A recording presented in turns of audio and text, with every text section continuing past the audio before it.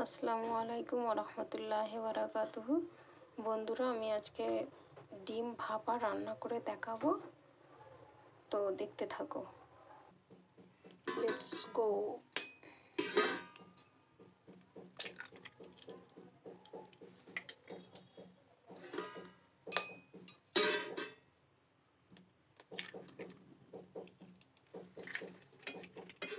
আমি এখানে 4টে ডিম নিয়ে নিচ্ছি। আপনারা আপনাদের পছন্দ মতো নিয়ে নেবেন,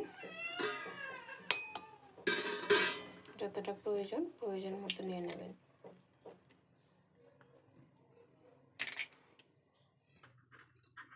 তো ডিমগুলো ফাটিয়ে নিয়েছি এবং কুসুমগুলোকে এইভাবে করে নেব, যাতে দুটো একসঙ্গে মিক্স হয়ে যায়। এটা ততক্ষণ পর্যন্ত নাড়ব যতক্ষণ না ভালোভাবে মিক্স হচ্ছে। পুরোটা মিশিয়ে নেব। আর এতে সামান্য একটু নুন দিয়ে দেব। এটাকে আবারও ভালো করে নেড়ে নেব। এটা আমার ভালো করে মিক্স হয়ে গেছে। এবার আমি এটিকে ভাপাতে বসিয়ে দেব। আমি কুকারের মধ্যে আগে থেকে পানি রেখে দিয়েছি। এটার মধ্যে দিয়ে ওটাকে ভাপাতে শুরু করব।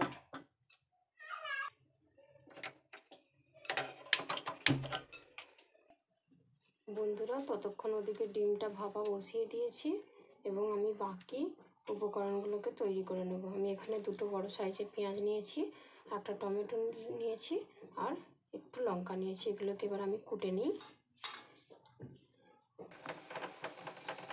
এবার আমি পেঁয়াজ, লঙ্কা, টমেটো ধুয়ে পরিষ্কার করে নিলাম। এবার আমি কুচিয়ে নেব। পেঁয়াজগুলোকে আমি কুচিয়ে নিচ্ছি।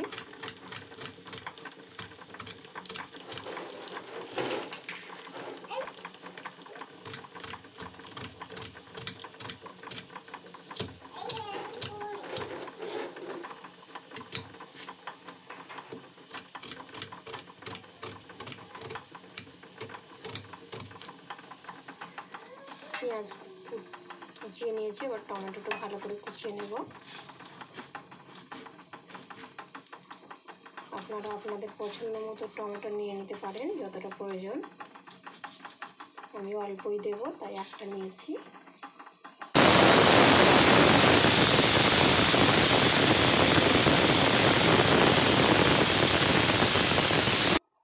বন্ধুরা দেখুন, আমার ডিম ভাপাটা কিন্তু কমপ্লিট হয়ে গেছে। এবার আমি এটাকে তুলে নিয়েছি।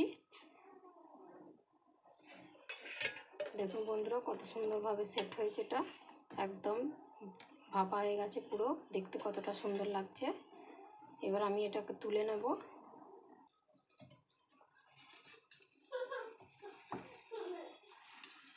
বন্ধুরা, আমি কিন্তু ধার থেকে এগুলোকে ছাড়িয়ে নিয়েছি। এবার উল্টে নেব। দুবার একবার ঠুকলেই কিন্তু ওটা বেরিয়ে আসবে। দেখুন বন্ধুরা, বেরিয়ে এসেছে। এরপর আমি এটাকে শেপ দিয়ে কেটে নেব। আপনারা আপনাদের পছন্দ মতো করে কেটে নেবেন। আমি এটিকে বরফি ডিজাইন শেপ দেব। দেখুন বন্ধুরা, পুরো পনিরের মতো লাগছে। খেতে কিন্তু সুস্বাদু ও অসাধারণ হবে। আপনারা কিন্তু আপনাদের পছন্দ মতো শেপ দিয়ে নেবেন।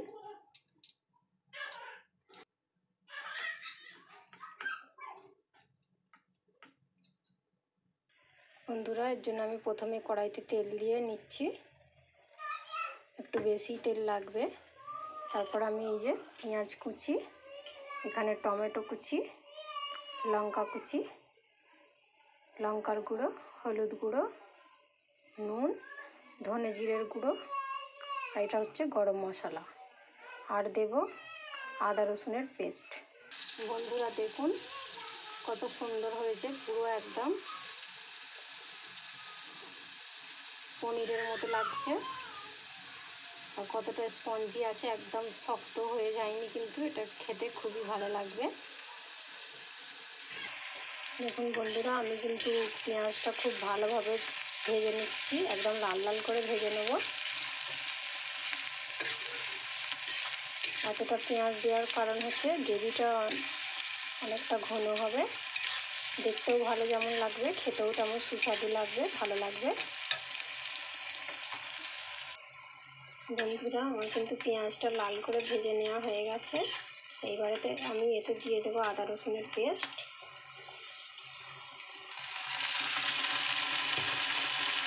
দিয়ে দেবো টমেটো কুচি, দিয়ে দেবো লঙ্কা কুচি। লঙ্কাগুলো কুচাইনি, আমি চিড়ে নিয়েছি, আপনারা আপনাদের পছন্দ মতো করে দেবেন।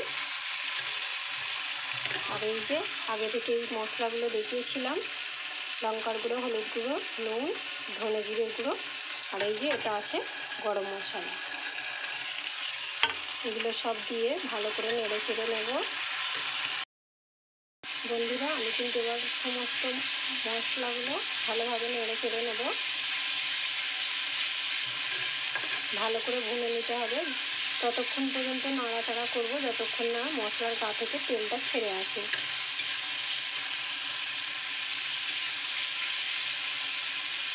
একটুও কিন্তু থেমে থাকলে হবে না, থেমে থাকলে মশলাগুলো একসঙ্গে জড়িয়ে যেতে পারে। তাই এটিকে ভালোভাবে অনবরত নাড়াচাড়া করতে থাকবো। দেখুন বন্ধুরা, এবার কিন্তু আমার কড়া থেকে মশলাগুলো সব উঠে আসছে, তেল ছেড়ে দিয়েছে। এই অবস্থাটা আমি আরও একটু ভালো করে নেড়ে নেব, আরও একটু ভালো করে নাড়াচাড়া করে নেব, যাতে পেঁয়াজটা একটু ভালোভাবে সিদ্ধ মতো হয়ে যায়। দেখুন বন্ধুরা, এখন কিন্তু আমার নাড়াচাড়া একদমই কমপ্লিট হয়ে গেছে, কেন দেখে বুঝতেই পারছেন কড়া থেকে তেল ছেড়ে দিয়েছে। এর মতো অবস্থায় আমি একটু পানি দিয়ে দেব।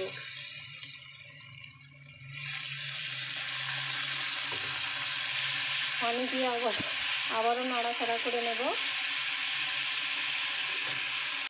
পানি দিয়ে নেড়ে চেড়ে নিয়েছি। এবার এটাকে আমি কিছুক্ষণের জন্য ফুটতে দেব, 5 মিনিটের জন্য ফুটতে দেব। বন্ধুরা, টেস্টটা বাড়ানোর জন্য আমি একটু চিনি দিয়ে দেবো, এটা অপশনাল, আপনারা নাও দিতে পারেন। দিয়ে আবারও ভালো করে নাড়াচাড়া করে নেব।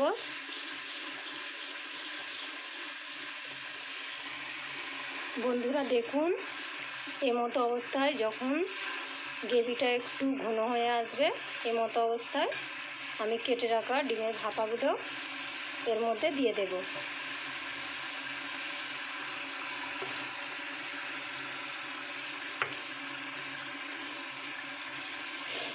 এইভাবে রান্না করবেন যখন হাতের কাছে মাছ মাংস থাকবে না। যদি হঠাৎ করে কেউ চলে আসে তাহলে বুঝতেই পারবে না যে এটা আপনি কি রান্না করেছেন। খেতে যেমনই দেখতেও সুন্দর, তেমন খেতেও অনেক টেস্টি এবং সুস্বাদু। একবার হলেও আপনারা রান্না করে দেখতে পারেন। এটিকে আর বেশি ফোটানোর দরকার নয়, যেহেতু আমি মশলাটা আগে থেকে দিয়ে অনেক কষিয়ে নিয়েছি।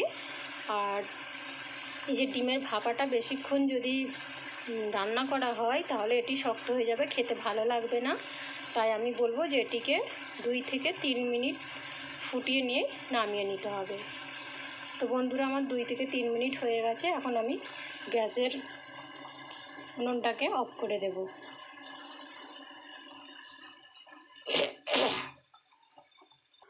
তো বন্ধুরা, দেখতে পাচ্ছেন অল্প সময়ের মধ্যে আমি একটি সুস্বাদু খাবার বানিয়ে ফেললাম। আপনারাও চাইলে এইভাবে বানিয়ে নিতে পারেন। এটি মাছ মাংসের থেকেও খেতে অনেকটাই সুস্বাদু লাগবে, অনেকটাই টেস্টি লাগবে। আর আপনার বাড়িতে যদি বাচ্চা থাকে তো তাহলে কোনো কথাই নয়, তারা সব কিছু ফেলে আগে বলবে যে এই খাবারটা মা তৈরি করো, বারবার তৈরি করে খেতে মন চাইবে। তো আজ এই পর্যন্ত। ভালো লাগলে লাইক কমেন্ট শেয়ার করবেন। আর আমার চ্যানেলে যদি প্রথম হয়ে থাকেন তাহলে সাবস্ক্রাইব করে নেবেন, যাতে নেক্সট ভিডিও ছাড়লেই আপনাদের কাছে আগে গিয়ে পৌঁছে যায়। তো আজ এই পর্যন্ত। আল্লাহ হাফেজ।